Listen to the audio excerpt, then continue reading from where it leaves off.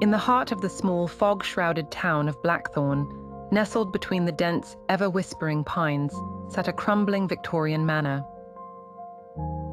Inside this haunting house was a doll, a ragged porcelain figure with eyes that glittered unnaturally under the pitch-black night.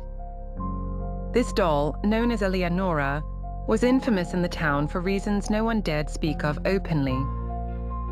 Lydia, an antique enthusiast, arrived in Blackthorn after her curiosity was piqued by tales of the cursed doll.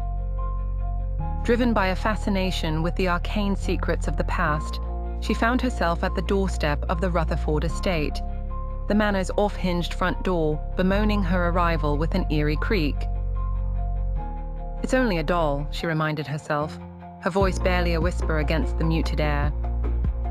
The manor, in its decay, smelled of damp wood and ancient dust, a scent that seemed to cling to Lydia's clothes as she ventured inside.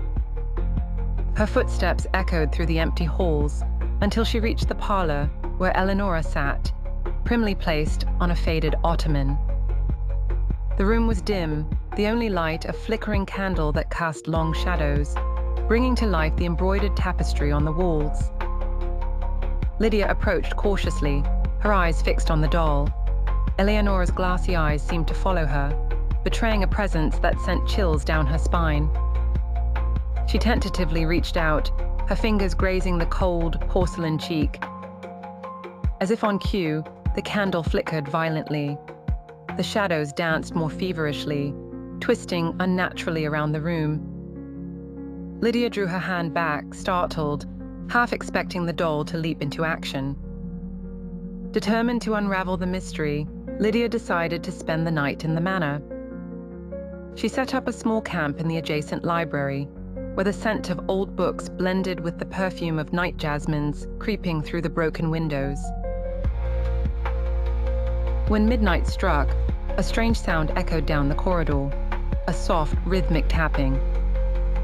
Lydia, clutching her flashlight, followed the noise. Her heart pounded in her chest, each beat a drum that matched her growing sense of dread. The tapping led her back to the parlor. Her flashlight beam caught the ottoman empty. Eleanora was gone. Panic set in as she scanned the room, only to find the doll had moved to a chair by the window, its head turned slightly as if gazing outside. Startled, Lydia darted forward, hoping for some rational explanation. Yet, when she approached, the chair was vacant. A chill crept over her skin. The doll was now seated at the ground.